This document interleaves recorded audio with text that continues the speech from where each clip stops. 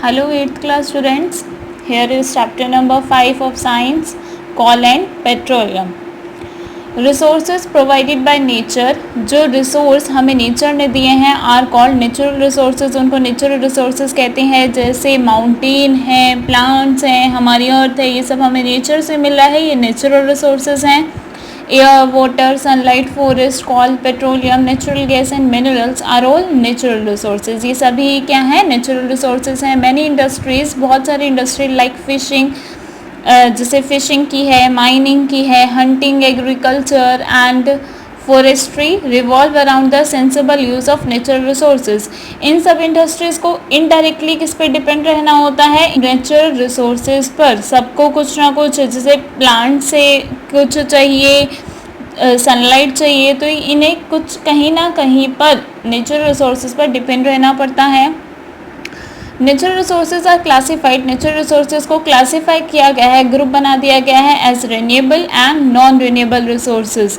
यानी renewable resources are those that are present in unlimited quantity. देखिए, renewable यानी re का मतलब होता है दोबारा से, न्यू नया बना जा सकने के, एबल है यानी ऐसी चीज़ जिसमें एबिलिटी है कि वो बार बार नया बनाया जा सके, यानी एक हिसाब से वो बहुत सारी अमाउंट में प्रेजेंट है, हम बार बार उसे बना सकते हैं, वो ख़त्म नहीं होगा।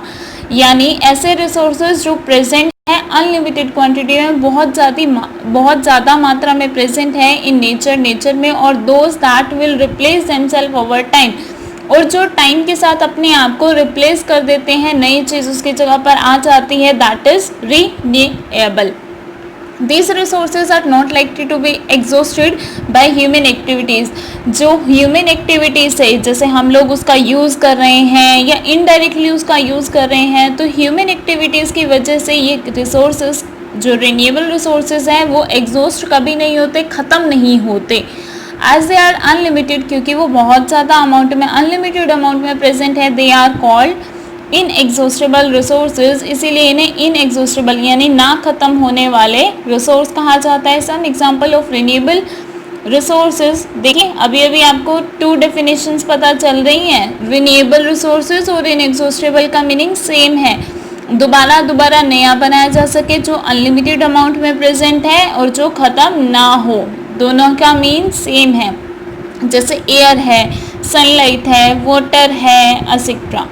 नेक्स्ट, नॉन रिन्यूएबल रिसोर्सेज, ये बिल्कुल उसके अपोजिट हो जाएगा। आर दोस, ये वो होते हैं दैट आर लिमिटेड नेचर, जो क्या है नेचर में लिमिटेड अमाउंट में प्रेजेंट है, and will not replace themselves, और उनकी जगह कोई और नहीं ले सकता। They can be exhausted by human activities, human बार बार इसका यूज़ करेंगे तो ये ख़त्म हो जाएंगे। एज दे आर लिमिटेड, क्योंकि वो लिमिटेड अमाउंट में प्रेजेंट है, इसीलिए हम इसे क्या कह सकते हैं? एग्जॉस्टेबल, ख़त्म होने वाले रिसोर्सेज एग्जॉस्ट हो जाएंगे, गायब हो जाएंगे। Coal, petroleum and natural gas are exhaustible resources, ये तीनों क्या है? एग्जॉस्टेबल है। कोयला ख़त्म हो जाएगा एक टाइम के बाद, और इनको बनाने के लिए हमें बहुत साल लग जाते हैं। अभी इसका ये भी आपको पता चलेगा कैसे बनता है ये। दीज आर टर्म्ड एज, इन तीनों को आप क्या कहते हैं? Fossil fuels. आज दीज आर फॉर्म्ड, क्यों कहा इन्हें फॉसिल फ्यूल्स? फॉसिल का मीन होता है जब कोई इंसान या फिर पेड़ कट कर या फिर उसके पत्ते झड़ कर एक हिसाब से वो गिर गए ना, तो वो मर गए। और इंसान भी जब मर जाता है तो आप उसे दफना देते हैं, तो दफनाने के बाद जब उसकी बॉडी काफ़ी टाइम तक नीचे ज़मीन के दफन रहती है, तो उससे कीड़े मकोड़े कुछ न्यूट्रेंट तो ले लेते हैं, जैसे खून चूस लिया, कुछ कर लिया, कुछ न्यूट्रेंट ले लिया, लेकिन उसकी बॉडी जब बहुत हज़ारों सालों तक वहीं नीचे दफन रहती है, तो वहाँ पर क्या बन जाता है? कॉल बन जाता है, पेट्रोलियम बन जाता है, ये रिसोर्सेज हमें मिलते हैं। ये समझ आएगा कि किसके दफन होने से क्या बनेगा। ये होते हैं फॉसिल्स। दीज, क्यों कहा इन्हें fossil fuels? Because these are formed from the, क्योंकि ये बनते हैं dead remains of living organism और फॉसिल, क्योंकि ये लिविंग ऑर्गेनिज्म, प्लांट और ह्यूमन बीइंग, लिविंग ऑर्गेनिज्म के डेड रिमेन्स बनते हैं, बचा खुचा मरने के बाद जो बच जाता है उससे बनते हैं, जिसको हम फॉसिल्स कहते हैं। इसीलिए इनका नाम क्या रखा? फॉसिल फ्यूल्स, क्योंकि हम फ्यूल्स की फॉर्म में इन्हें यूज़ करते हैं। Studies show that the known reserves of these fuels are fast depleting, कि जहाँ पर हमने इन फ्यूल्स को रिजर्व किया हुआ है, इकट्ठा किया हुआ है, वो काफ़ी जल्दी जल्दी ख़त्म हो रहा है, डिप्लीट हो रहा है। इन दिस चैप्टर, इस चैप्टर में we shall discuss about some exhaustible natural resources. हम डिस्कस करेंगे कुछ एग्जॉस्टेबल रिसोर्सेज के बारे में, लाइक कॉल के बारे में, petroleum and natural gas. So let us start this chapter call, about discussion of call. Call is a black coloured stone. Call क्या होता है? एक ब्लैक कलर का स्टोन लाइक फ्यूल होता है, ईंधन होता है, यूज टू कुक फूड, जो आप खाना बनाने के लिए यूज़ करते हैं, कोयला यूज़ करते हैं ना। Coal is use to produce electricity in thermal power station. Thermal power station में इसका यूज़ इलेक्ट्रिसिटी बनाने के लिए यूज़ किया जाता है। देखिए, थर्मल वर्ड ना हीट से रिलेटेड होता है। आप कोयले को जलाते हैं, हीट प्रोड्यूस होती है और उस हीट एनर्जी को इलेक्ट्रिकल एनर्जी में कन्वर्ट कर दिया जाता है। It was use to run steam engine till recent years. आज तक क्या किया जाता है? इसको स्टीम इंजन चलाने के लिए भी यूज़ किया जाता था इससे पहले। मतलब आजकल तो ट्रेनें क्या हैं, ऐसे चल जाती है, लेकिन पहले कोयले को जलाया जाता था, स्टीम इंजन होता था, वहाँ भाप से चलता था, कोयला जलता था तभी वो ट्रेन चलती थी, अदरवाइज नहीं। It has many industries uses. इसके काफ़ी ज़्यादा इंडस्ट्रियल यूज़ भी हैं, इंडस्ट्रीज में इनका यूज़ किया जाता है। Many useful product are obtain from it. बहुत सारी काम की चीज़ें इससे हमें मिलती हैं। Coal gives carbon dioxide when burnt in air. जब इसे हवा में जलाया जाता है तो कॉल जो है क्या प्रोड्यूस करती है? कौन सी gas? Carbon dioxide gas. Next है फॉर्मेशन ऑफ कॉल, कि कोयला बनता कैसे है। ड्यूरिंग द कार्बोनिफेरस एज, यानी कार्बन वाली age, about 300 million years ago, there was plenty of plant life. बहुत ज़्यादा क्या होते थे? प्लांट होते थे। डेंस फॉरेस्ट, घने जंगल होते थे। In the swampy and low lying wetland areas, थोड़े गीले एरियाज में ऑन द अर्थ, नीचे काफ़ी ज़्यादा पेड़ पौधे होते थे, बहुत घना जंगल होता था। Plants and other life forms, plant और दूसरे जीवित चीज़ें आफ्टर देयर डेथ, मरने के बाद, dried down to the bottom of the swamps, वो क्या हो जाती हैं? धरती के नीचे दफना दी जाती है ना। व्हेन दीज आर कंप्रेस्ड, जब ये दफन हो जाती है, नीचे दबती जाएंगी, कोई और नई चीज़ उसके ऊपर उग गई या कोई और बैठ गया तो कंप्रेस हो गई एंड डिकम्पोज, और वो टूट जाती हैं टू फॉर्म पीट, एक सब्सटेंस बनाती हैं peat. Coal was form due to compression of peat. और कोयला कब बनता है? जब इस पीट का कंप्रेशन होता है हाई टेम्परेचर एंड प्रेशर, काफ़ी ज़्यादा टेम्परेचर और प्रेशर पर। This slow process of conversion of dead vegetation into coal, ये जो बहुत स्लो प्रोसेस है, क्योंकि बहुत साल लग जाते हैं इसे होने में। कोई भी डेड वेजिटेशन, यानी ये कुछ भी हो सकता है, कोई भी पेड़ पौधे हो सकते हैं, कुछ भी, उसका कोयले में बदल जाना, उसको क्या कहा जाता है? कार्बोनाइजेशन। वेजिटेशन मीन्स क्या होता है? वनस्पतियाँ होती हैं, मतलब कोई भी ट्री की कैटेगरी ले सकते हो, कोई भी प्लांट ले सकते हो। तो वो अगर मर जाता है, दफन हो जाता है, तो काफ़ी हाई टेम्परेचर प्रेशर की वजह से वो कंप्रेस हो जाता है, एक पीट नाम की सब्सटेंस में कन्वर्ट हो जाता है, और वो पीट धीरे धीरे कोयले में बदल जाता है, जिस प्रोसेस को हम कार्बनाइजेशन कहते हैं। Clear? The whole process can be summarized as, इस पूरे प्रोसेस को हम समझ सकते हैं, डेड लाइफ फॉर्म्स है जैसे, उस पर बैक्टीरिया और केमिकल बहुत सारे एक्शन होता है, क्योंकि बहुत सारे जैसे इंसेक्ट्स वगैरह भी बहुत सारे बैक्टीरिया एक्शन करते हैं नीचे, तो वो पीट में कन्वर्ट हो जाते हैं, फिर काफ़ी ज़्यादा हाई टेम्परेचर और प्रेशर पर ये कॉल में बदल जाता है, लिग्नाइट कॉल। कैटेगरीज हैं कोल की भी।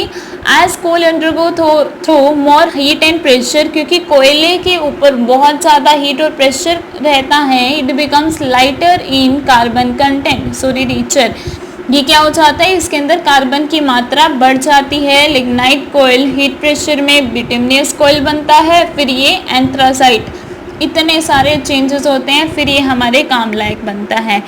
कोल is primarily made up of carbon, कोयला पहले क्या था? कार्बन का बनता है मेनली, स्मॉल ट्रेसेस ऑफ, लेकिन इसके अंदर थोड़ी थोड़ी मात्रा किसकी भी होती है, हाइड्रोजन होता है, ऑक्सीजन होता है, नाइट्रोजन होता है and some amount of sulphur, और कुछ सल्फर होता है और ऑल्सो प्रेजेंट इन इट, इसमें ये भी प्रेजेंट होते हैं। According to the carbon content की किसी सब्सटेंस में कितना है, इस कोयले में कितना कार्बन प्रेजेंट है in it, coal is classified as, coal को डिवाइड कर दिया गया है पीट, anthracite, bituminous and lignite.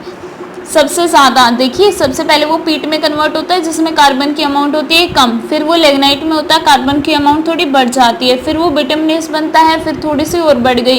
Anthracite last stage है जहाँ पर कार्बन की अमाउंट बहुत ज़्यादा होती है। Anthracite has the highest percentage of carbon, इसमें सबसे ज़्यादा कार्बन होता है 92 to 98%। बाकी सारा परसेंटेज किस में चली जाएगी, और गैसेज होती हैं, hydrogen, oxygen, nitrogen.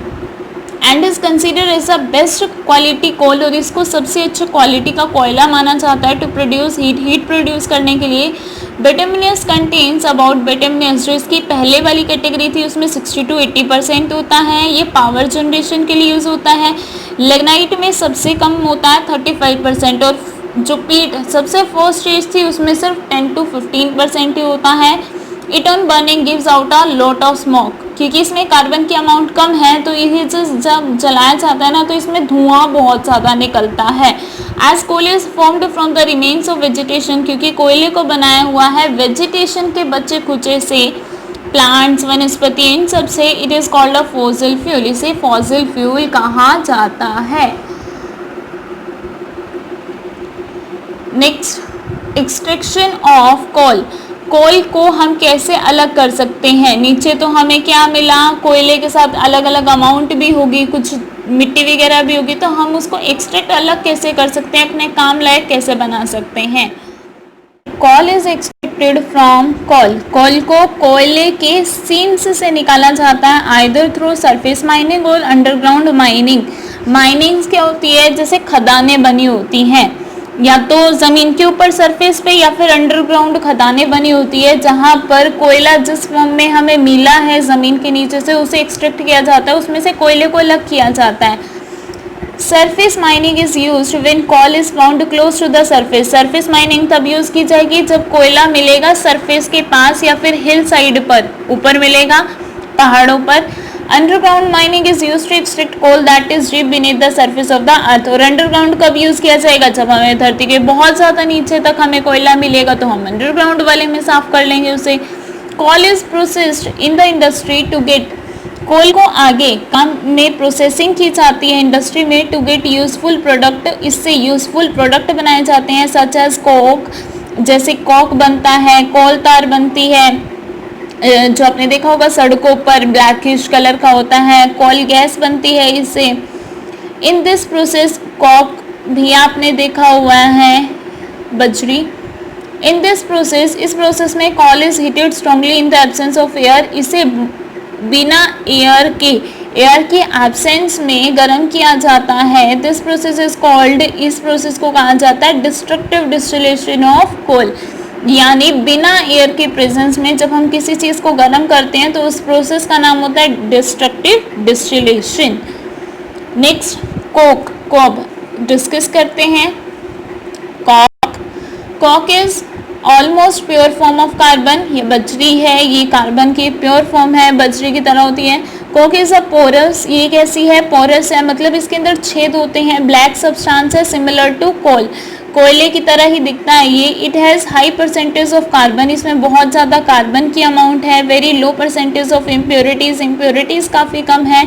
It is obtain from destructive distillation of a particular type of coal, coal की जो आपने बहुत सारी टाइप पढ़ी हैं उसका डिस्ट्रक्टिव डिस्टिलेशन करते हैं तो हमें कोक मिलता है। इन दिस प्रोसेस, इस प्रोसेस में कोल इज हीटेड, कोल को गर्म किया जाता है इन द एब्सेंस ऑफ एयर, जो कि डिस्ट्रक्टिव डिस्टिलेशन की डेफिनेशन है। सो कोक कैसे बनता है, आप कोल लेते हैं, कोल में से डिस्ट्रक्टिव डिस्टिलेशन का मतलब है आप मॉइस्चर हटा रहे हैं, नमी को हटा रहे हैं, वोलेटाइल मैटर हटा रहे हैं। वोलेटाइल का मतलब होता है जिसको आप गर्म करो और वो भाप बन के उड़ जाए, तो ऐसे सब्सटेंस को हटाया जाता है जो भाप बन के ना उड़े, यानी इम्प्योरिटीज ना हो, वरना स्मोक ज़्यादा होगा, धुआं ज़्यादा हो सकता है अगर ये नहीं हटाएंगे तो। Coke is used as fuel, coke को ऐसा फ्यूल यूज़ करते हैं। As reducing agent in the smelting of iron ore. जब आप क्या करते हैं, आयरन और आयरन के साथ जब इम्प्योरिटीज लगी होती है ना, उसमें से आयरन को हटाने के लिए भी ये काम आता है in the blast furnace. Blast furnace आप यही समझ सकते हैं कि एक मशीनरी है जहाँ पर मतलब आयरन को जलाया जाता है, फिर आयरन अलग हो जाता है, इम्प्योरिटीज अलग हो जाती हैं। It is also use in manufacture of steel, ये स्टील की मैन्युफैक्चरिंग में यूज होता है। In the extraction of many type of metals, और बहुत सारे मेटल्स को आप अलग करने में यूज करते हैं इसका।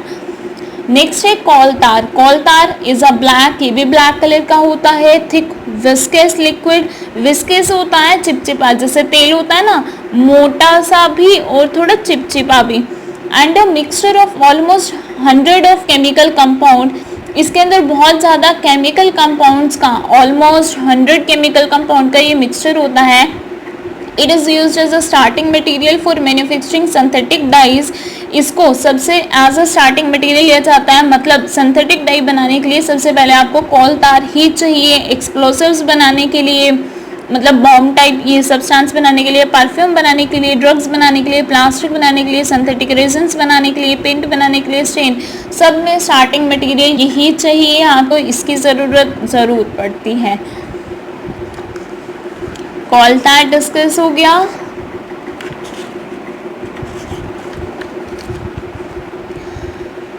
इसी में आगे है naphthalene balls which are use to repel moths. Naphthalene ball जिसका यूज किया जाता है मॉथ से रिपेल करने के लिए, मतलब मॉथ जो कि इंसेक्ट की ही कैटेगरी है, उनको दूर भगाने के लिए और अदर इंसेक्ट को भगाने के लिए, are also obtain from coal tar, ये भी हमें कोल तार से ही मिलता है नैप्थलीन की balls.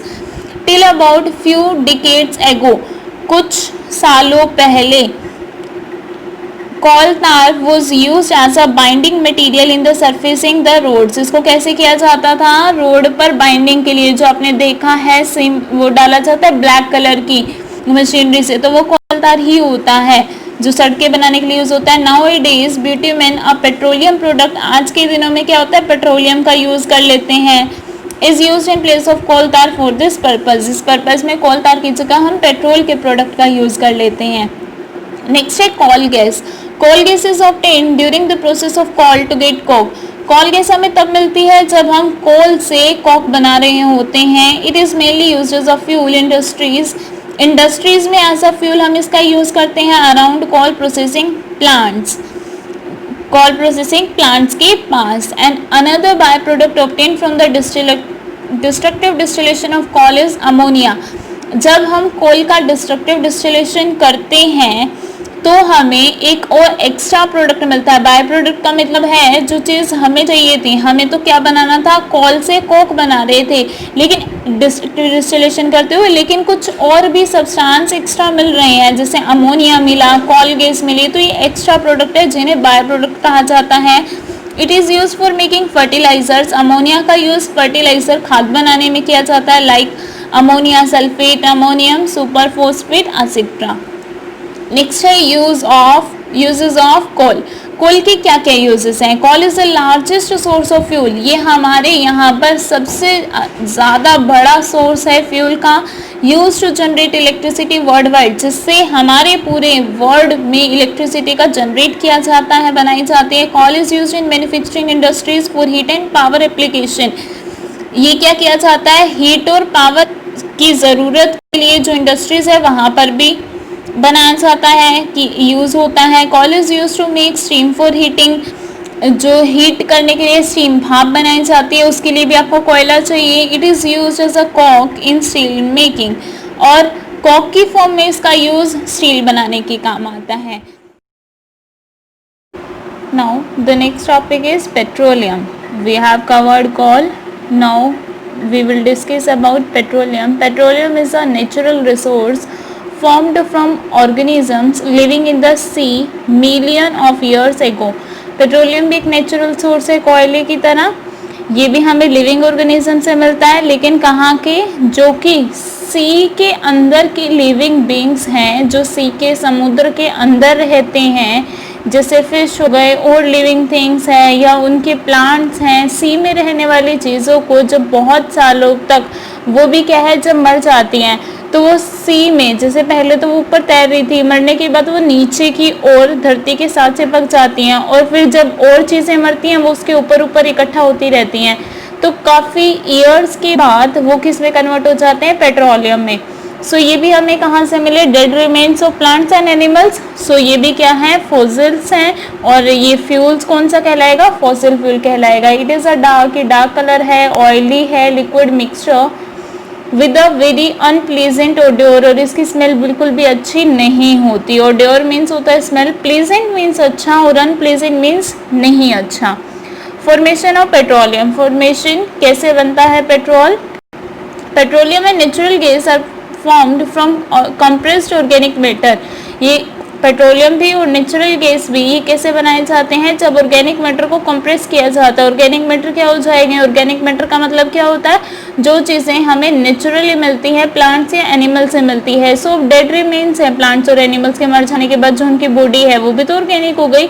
Because of high pressure की वजह से, टेम्परेचर की वजह से, that organic matter was transform into petroleum. वो काफ़ी टाइम के बाद क्या हो जाएगा, जब प्रेशर उन पर बहुत लगने लग जाएगा, टेम्परेचर बढ़ जाएगा, सो वो कन्वर्ट हो जाएंगे पेट्रोलियम में। Since petroleum is obtain from the dead remains of living organism, क्योंकि पेट्रोल हमें कहाँ से मिलता है, पेट्रोलियम हमें मिलता है dead remains of living organisms. Living organism के डेड रिमेन्स है, it is also termed as fossil fuels, इसलिए हम इसको क्या कह सकते हैं, fossil fuel. As petroleum and natural gas are lighter than water, क्योंकि पेट्रोलियम और नेचुरल गैस दोनों ही क्या होती हैं, पानी से भी हल्की होती हैं।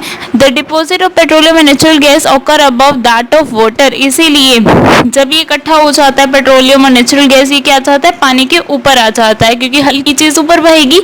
The first oil well in the world, जो सबसे पहले पेट्रोलियम के तेल ऑयल की कुआं मिला था वर्ल्ड में, वो ड्रिल्ड इन, वो खोदा गया था पेनिसल्वानिया यूएसए में 1859 में। The top producer of petroleum in the world are Saudi Arabia, सबसे ज़्यादा पेट्रोलियम हमारे वर्ल्ड में सऊदी अरब में मिलता है, रशिया में, नॉर्थ में, ईरान एंड यूनाइटेड अरब अमाराइट्स में। नेक्स्ट है oil in India is found in Assam. हमारे इंडिया में जो ऑयल ज़्यादातर पेट्रोलियम पाया जाता है वो असम में, गुजरात में, मुंबई में है, मुंबई हाई, तमिलनाडु में है, and in the river basins of Godavari and Krishna river में पाया जाता है ये। नेक्स्ट है एक्सट्रैक्शन ऑफ पेट्रोलियम। पेट्रोलियम जो हमें नीचे से मिलेगा वो तो इम्प्योर होगा, आपको प्योर करना है, एक्सट्रैक्ट करना है। Petroleum is extracted from the reservoirs found in the sea beds and river basins by drilling through pipelines. Pipelines के जरिए जो सी है या फिर रिवर है वहाँ से उन्हें निकाला जाता है। The places where reservoir of petroleum, जहाँ पर हम इसको रिजर्व करके रखते हैं, इकट्ठा करके रखते हैं, उसे क्या कहा जाता है, ऑयल वेल्स, क्योंकि कुएं में रखा जाता है इसे। एक तरीके का नीचे ज़मीन से निकालते हैं ना, आपने देखा होगा पेट्रोल फिल करवाने चाहते हो तो नीचे से निकालते हैं। सो ऑयल वेल्स हैं, वो पाइप से कनेक्टेड हैं जो हमारे तक आता है। नेक्स्ट है रिफाइनिंग ऑफ पेट्रोलियम। इसकी रिफाइनिंग मतलब इसको साफ कैसे किया जाता है। Petroleum is a mixture of various constituent. Petroleum बना होता है इन सब चीज़ों से, जैसे कि petroleum gas, petrol, diesel, lubricant oil, paraffin in wax etc. In सबसे the process of separating it many constituent by fractional distillation is called refining. इसको अलग करना, जिस जिस चीज़ से ये मिल के बना हुआ है, क्योंकि हमें पेट्रोलियम चाहिए, इन सब चीज़ों को अलग कर देना। हमें पेट्रोलियम में से पेट्रोलियम गैस अलग चाहिए, हमें पेट्रोल अलग काम में चाहिए होता है, डीजल को भी अलग करना है, हमें सबको अलग अलग करना है। तो किस तरीके से किया जाता है, मेथड का नेम है फ्रैक्शनल डिस्टिलेशन। डिस्टिलेशन आप ऑलरेडी स्टडी कर चुके हो, जब हाई टेम्परेचर प्रेशर पे किसी को बर्न किया जाता है।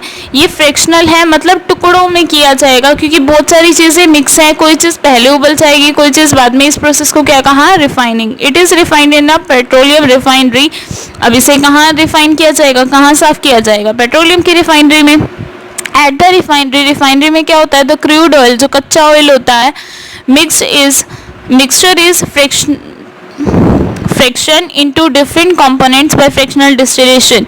क्रूड ऑयल का जो मिक्सचर है, जो पेट्रोलियम है जिसके अंदर बहुत सारी चीज़ें हैं, उसको फ्रिक्शनलाइज किया जाएगा अलग अलग कंपोनेंट्स में फ्रिक्शनल डिस्टिलेशन के मेथड से। It is done in the frictional tower. ये कैसे किया जाता है? एक टावर है फ्रिक्शनल टावर जो अलग अलग कर देगा इनको।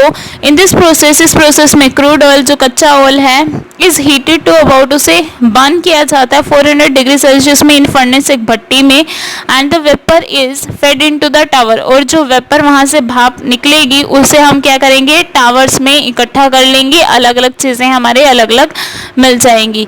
ये है वो आपका क्रूड ऑयल जहाँ पर फर्नेस में किया जाता है। देखिए ये कुछ ट्यूब लाइक स्ट्रक्चर होती है फ्रिक्शनल डिस्टिलेशन के लिए। आप इसे बर्न करेंगे, ऑयल को हीट किया फर्नेस में। अब इससे क्या हो जाएगा? ऑयल हीट होगा तो उसकी भाप बनेगी, लेकिन ऑयल जिस जिस चीज़ से मिलके बना हुआ है, रिफाइनरी गैस है, पेट्रोलियम है, नेफ्थलीन है, बहुत सारे केमिकल्स इसके अंदर है, पेट्रोल है, डीजल है, हर एक का उबलने का टाइम अलग है, बॉइलिंग पॉइंट अलग है, जिसकी वजह से जैसे आप गर्म करते हो स्टार्टिंग में टेम्परेचर कम है, कम वाली चीज़ क्या हो जाएगी?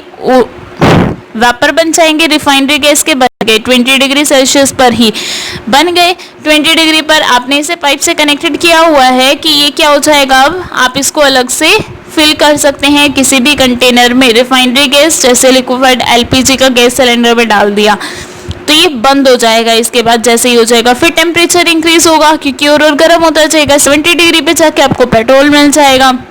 आगे फिर ये बंद हो जाएगा, फिर 120 तक पहुंचने पर ये निकल जाएगा। इस तरीके से अलग अलग टेम्परेचर पे अलग अलग चीज़ें वेपराइज होती हैं, जिससे हम हर एक चीज़ को अलग अलग कर पाते हैं। ये होता है method fractional distillation. Light gases are top most fraction, जो हल्की गैसेस होती है वो पहले हो जाएगी, इसीलिए वो सबसे ऊपर चली जाएगी, फॉलोड बाय पेट्रोलियम, पेट्रोलियम बाद में जाएगा, केरोसिन बाद में जाएगा, diesel is the heaviest, diesel जो होता है वो सबसे भारी होता है इसलिए लास्ट में जाएगा। The other heavier fraction are not useful, बाकी सारे जो भारी फ्रिक्शंस हैं, भारी चीज़ें हैं डीजल के बाद जो सबसे लास्ट में हो रही है वो इतने काम की नहीं है। Are usually use to make asphalt to surface road, वो रोड बनाने में काम आ जाती हैं, जैसे आपको रोड एंड रूफिंग में काम आती है ये बनाने में। सो क्लियर हुआ कि हम पेट्रोलियम की रिफाइनिंग कैसे करते हैं, हम इसे कैसे अलग करते हैं। Next, constituents of petroleum and there uses. Petroleum को बनाने के लिए क्या क्या चीज़ें चाहिए और उनके क्या क्या यूज़ हैं। The useful substance obtain from petroleum, जो काम की चीज़ें पेट्रोलियम और नेचुरल गैस से मिली उन्हें कहा जाता है petrochemicals. Petrochemicals are used in manufacture of detergent, petrochemicals काम आते हैं डिटर्जेंट बनाने के, पॉलिएस्टर बनाने के, नायलॉन फाइबर बनाने के, fertiliser, cosmetics, polythene, other man made plastics और प्लास्टिक्स बनाने के काम आता है। एलपीजी और liquefied petroleum gas is used as a fuel for home and industry, industries और होम में हम इसको एज अ फ्यूल यूज करते हैं। Petrol is used as a motor fuel, आप इसे अपने व्हीकल्स में डालते हैं। Aviation fuel and a solvent for dry cleaning, और आप इससे ड्राई क्लीनिंग में भी पेट्रोल डाला जाता है। ड्राई क्लीनिंग जब करवाई जाती है, हम अपने कपड़ों की करवाते हैं तो थोड़ी से अमाउंट में वो डाल देते हैं। Naphtha is used as a primary component in the production of fuels. Gasoline, gasoline बनाने के लिए सबसे पहली चीज़ जो आपको चाहिए होती है वो नेफ्था होता है, जो कि पेट्रोलियम में है। Kerosene is used as a fuel for stoves, kerosene का यूज़ आप स्टोव्स में करते हो, लैंप्स में करते हो, जेट एयरक्राफ्ट में करते हो, तो इन सब के कुछ ना कुछ पर्टिकुलर यूज़ है। इस भी हमारे कहीं ना कहीं काम में आता है, कोई चीज़ ज़्यादा काम की है तो कोई चीज़ कम। Diesel is use as a fuel, और डीजल का एज अ फ्यूल यूज करते हैं for heavy motor vehicles, heavy motor vehicles के लिए और इलेक्ट्रिकल जनरेटर के लिए। लुब्रिकेटिंग ऑयल, लुब्रिकेटिंग का मतलब होता है चिकना, is use for many lubricating purpose, जहाँ चिकनेपन की जरूरत होगी वहाँ आप ऑयल का यूज कर लेते हैं। Fuel oil is use as fuel for, fuel oil का यूज आप शिप्स में करते हैं, फैक्ट्रीज में करते हैं, सेंट्रल हीटिंग में करते हैं। पैराफिन वैक्स का यूज आप कैंडल्स में करते हैं, ऑइंटमेंट में किया जाता है, वेसलीन बनती है इससे क्योंकि ये चिपचिपा होता है, विक्सी होता है। बिटुमेन जो कि पेंट्स में यूज किया जाता है और सरफेस रोड पे यूज किया जाता है, जो व्हाइट कलर की पट्टी बनाई जाती है रोड पर बीच में। 10 petroleum is of great commercial importance, इसका मतलब ये काफी बिजनेस लेवल पर, कमर्शियल में होता है बिजनेस लेवल पर काफी इंपॉर्टेंट है। Due to its versatile uses, क्योंकि इसके बहुत ज्यादा यूजेस हैं। It is also called black gold, इसे ब्लैक गोल्ड भी कहा जाता है क्योंकि इनके स्पेशल यूजेस है, काफी जगह पर काम आ रहा है। But it is an exhaustible resource, ये क्या है एक टाइम में खत्म हो जाएंगे, so it need to be used judiciously, इसलिए हम इनका यूज जो करना चाहिए वो जुडिशली करना चाहिए, मतलब ध्यान में रख के करना चाहिए, ज़रूरत के अनुसार करना चाहिए। We can save this precious resource, हम इस काम के रिसोर्स को बचा सकते हैं, कीमती रिसोर्स को, by following some simple steps, simple steps का यूज़ करके, जैसे पब्लिक ट्रांसपोर्ट का यूज़ करना चाहिए हमें, walk to cover short distance, कम डिस्टेंस को कवर करने के लिए हमें पैदल चलना चाहिए, व्हीकल का यूज़ ना करें, car pooling to school and work, और कारपूलिंग करनी चाहिए स्कूल और वर्क जाते हुए। नेक्स्ट है नेचुरल गैस। आपका जो आपने अब तक रिसोर्सेज पढ़े हैं, natural resources, coal and petroleum आपने स्टडी किया। थर्ड नेचुरल रिसोर्स हमारे पास क्या आता है? Natural gas. Natural gas is another fossil fuel, ये नेक्स्ट फॉसिल फ्यूल है पेट्रोल और केमिकल की कॉल की तरह। इट इज़ अ कलरलेस और ओडोरलेस, ना तो इसका कुछ कलर होता ना ही उसकी कुछ स्मेल होती है। इन इट्स प्योर फॉर्म में and is made up of many gases, बहुत सारी गैसेस का बना होता है ये। Of which methane is most prominent, जिसमें सबसे ज़्यादा मीथेन गैस पाई जाती है। इट इज़ ऑल्सो कंटेन, इसके अंदर इथेन होता है, ब्यूटेन होता है, प्रोपेन होती है, और भी बहुत सारी गैसेज है। स्मॉल अमाउंट ऑफ नाइट्रोजन होता है, कम अमाउंट नाइट्रोजन की, कार्बन डाइऑक्साइड की, हाइड्रोजन सल्फाइड की, water in trace amount, water भी थोड़ी अमाउंट में प्रेजेंट होता है। It is found in deep underground rocks, ये काफ़ी ज़्यादा जब अंडरग्राउंड रॉक्स मिलती हैं तो उसके अंदर नीचे गहराई में मिलता है फॉसिल फ्यूल की फॉर्म में। इन इंडिया में natural gas reserve are found in, ये कहाँ पर मिलते हैं हमें नेचुरल गैस रिजर्व्स, यानी जहाँ नेचुरल गैस को रखा जाता है? त्रिपुरा में, Rajasthan, Maharashtra, Krishna and Godavari delta. Natural gas is use for waste treatment and incineration, इसका हम यूज़ करते हैं वेस्ट ट्रीटमेंट के लिए, मतलब जो खराब की चीज़ है उसको ठीक करने के लिए या फिर उसको हटाने के लिए। इंसिनरेशन में गैसेस जैसे ब्यूटेन है, इथेन है, प्रोपेन है, may be extracted from it. हम नेचुरल गैस इन सब गैसेस से मिलकर बनी हुई है, हम इन गैसेस को अलग कर सकते हैं and use as feedstock for product such as, और ये गैसेस हमारे काम आती है फर्टिलाइजर्स में, फार्मास्यूटिकल प्रोडक्ट्स में। Natural gas is one of the most important, most useful, natural gas बहुत ज़्यादा ज़रूरी, क्लीन और सेफ एनर्जी सोर्स है। व्हेन नेचुरल गैस जब भी बर्न करती है, आप इसे जलाते हैं, it gives off a large amount of energy, तो इससे बहुत ज़्यादा एनर्जी निकलती है। अनलाइक अदर फॉसिल फ्यूल्स, दूसरे फॉसिल फ्यूल्स की तरह लीव्स नो एशेज, ये कोई राख भी नहीं छोड़ती। जब आप कोयले को चलाते हैं पीछे थोड़ी सी राख रह जाती है, लेकिन इसमें नहीं होगा, कोई पोल्यूशन नहीं है, कोई राख नहीं है। यानी अब तक का जो रिसोर्स हमने पढ़ा है उन सब में सबसे अच्छा यही है natural gas. It causes very little air pollution भी कम है, as methane burns almost completely, क्योंकि जो मीथेन है वो पूरी की पूरी जल जाती है। ज़्यादा अमाउंट में नेचुरल गैस में मीथेन ही है और वो पूरी तरीके से जल रही है, इसीलिए पीछे कोई राख भी नहीं है और कोई पोल्यूशन भी नहीं है। जो चीज़ पूरी नहीं जलती ना उसकी वजह से पोल्यूशन होता है। It is one of the cleanest burning fuel, तो ये सबसे अच्छी क्लीनेस्ट है, साफ बर्निंग फ्यूल है। Produce mostly heat, carbon dioxide and water vapour, बहुत ज़्यादा हीट प्रोड्यूस करता है। जो हमें क्या चाहिए, अगर आप खाना बनाने के लिए यूज़ कर रहे हैं तो आपको यही तो चाहिए कि वो ज़्यादा से ज़्यादा हीट दे, कार्बन डाइऑक्साइड देता है और वाटर वेपर भी रिलीज करता है। ये दस it contribute to a cleaner, तो ये क्लीनर और ग्रीन एनवायरनमेंट प्रोवाइड करता है हमें। नेचुरल गैसेस ओडोरलेस, इसकी कोई स्मेल नहीं होती। टू डिटेक्ट गैस लीक, अगर गैस लीक हो रही है, हार्मलेस बट पंजेंट, बिना हार्म किए, वो खतरनाक नहीं है लेकिन एक पंजेंट ओडोर, मतलब ना सूंघने वाली, अच्छी नहीं लगती, जैसे टी ब्यूटाइल मर्सेप्टन की होती है, that smells like rotten egg, जैसे गले हुए सड़े हुए अंडों की स्मेल होती है। Is added to it as a safety measure, तो आप क्या कर सकते हैं, आप इसके अंदर क्या डाल सकते हैं, टी ब्यूटाइल मर्सेप्टन डाल देते हैं, जिसकी स्मेल जो होती है वो सड़े हुए एग्स की तरह होती है, आप उसके अंदर ऐड कर सकते हैं, एक सेफ्टी मेजर ले सकते हैं ताकि वो लीक ना हो। It can be smelt in case of even a small leak, तब ये एडिशन के बाद आप स्मॉल लीक भी हो जाए, थोड़ा सा भी लीक होगा तो आपको स्मेल आ जाएगी, आपको पता चल जाएगा।